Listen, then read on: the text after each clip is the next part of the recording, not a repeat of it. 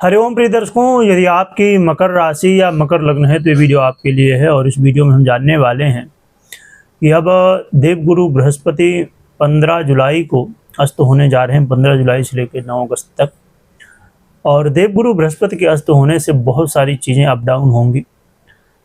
कौन सी वो गलतियां हैं जो नहीं करना चाहिए, कौन से काम है जो नहीं करना चाहिए, या कहा जाए कि सतर्क रहना चाहिए, क्योंकि देवगुरु बृहस्पति वर्तमान में बहुत अच्छी स्थिति में चल रहे थे, क्योंकि कर्क राशि में गोचर कर रहे हैं देवगुरु बृहस्पति अपनी उच्च राशि पर।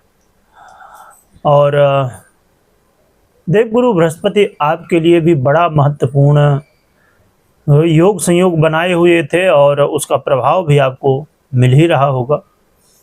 परंतु देवगुरु बृहस्पति जैसा ग्रह, जो कि सबसे शुभ ग्रहों में से कहलाते हैं, इसके अलावा देवगुरु बृहस्पति की हम बात करें तो चाहे वो ज्ञान की बात हो, संतान की प्राप्ति की बात हो, विवाह की बात हो, मान सम्मान प्राप्ति की बात हो, या फिर हम अपने जीवन में जिस भी क्षेत्र में हैं उसमें श्रेष्ठ पद में जाना चाहते हो, चाहे वो जॉब हो, बिजनेस हो, या फिर और जो भी। तो प्रिय दर्शकों, देखा जाए तो ये बहुत इम्पॉर्टेंट ग्रह है।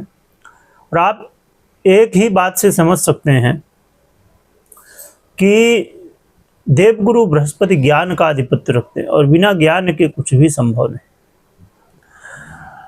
तो आइए जानते हैं क्या प्रभाव हमें देवगुरु बृहस्पति देने जा रहे हैं। देवगुरु बृहस्पति का ये अस्तकाल बहुत जरूरी है। यदि आप व्यापारी हैं तो अपने व्यापार को लेकर सतर्क रहिए, कोई गलतियां नहीं करनी, चाहे वो आपके कस्टमर हों या फिर और अन्य लोग हों, क्योंकि इस समय व्यापार में उतार चढ़ाव देखने को मिलेगा। और खासकर चाहे वो एजुकेशन सेक्टर हो, एडवाइस देने का काम हो, या और भी ऐसे जो भी व्यापार के रूप में या देवगुरु बृहस्पति से जुड़े हुए हों, उनमें अप डाउन्स देखने को मिलने वाले हैं। इस समय यदि आप चाह रहे थे कि कुछ नई शुरुआत किया जाए, यानी कोई नए बिजनेस की शुरुआत किया जाए, या जो बिजनेस आपका चल रहा है उसमें कुछ नया मोड़ लिया जाए, नई चीज़ें लाई जाएं और या नए तरीके से किया जाए, किसी भी तरह उसमें आप चेंज करना चाहते थे, तो ज़्यादा अच्छा ये है अभी धैर्य रखिए।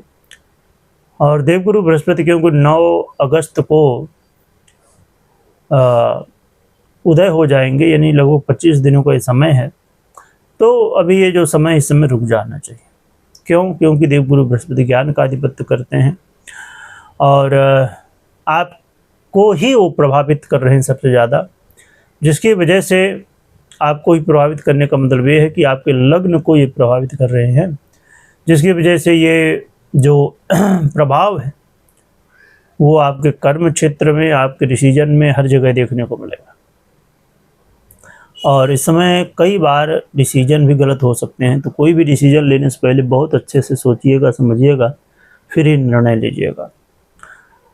इसके अलावा मैरिज लाइफ में इसका इफेक्ट पड़ेगा।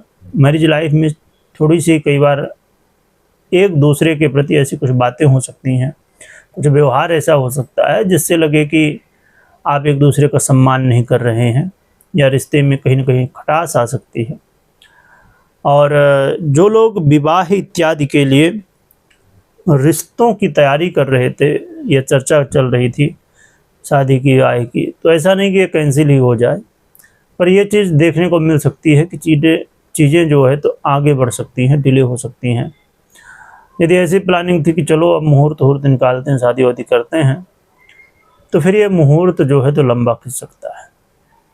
तो इस समय थोड़ी सी चीज़ें लगे कि चलो ये कर लें, वो कर लें, जो भी आप प्लानिंग कर रहे हैं, तो ये चीज़ें डिले होंगी अभी थोड़ा सा 1 महीने के लिए। और आप जिसकी बहुत ज़्यादा स्थिति ख़राब हो तो अलग बात है, कई बार चीज़ें जो है तो पूरी तरह से काम बिगड़ जाते हैं। और इसके अलावा आपको ये भी ध्यान रखना चाहिए कि व्यर्थ में व्यय से आप बचिएगा, बेवजह के व्यर्थ ना करिए। तो इन सभी विषयों पर आपको ध्यान रखना, सतर्क रहना है। और सबसे बड़ी बात जो कि हर व्यक्ति को यहाँ पर प्रभावित कर सकता है वो होगा निर्णय। निर्णय लेने में जैसे मैंने पहले कहा बहुत ध्यान रखना है। और कभी कोई निर्णय आपको लेना हो तो आप अपनी पर्सनल कुंडली विश्लेषण के बाद ही निर्णय लीजिए, मात्र गोचर के आधार पर, क्योंकि 50 से 80% प्रभाव पर्सनल कुंडली का होता है।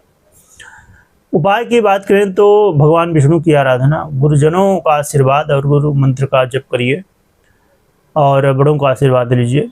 और साथ में गुरु यंत्र आता है, उसे भी आप घर ऑफिस इत्यादि में रख के और फिर आराधना कर सकते हैं। वीडियो देखने के लिए बहुत बहुत धन्यवाद।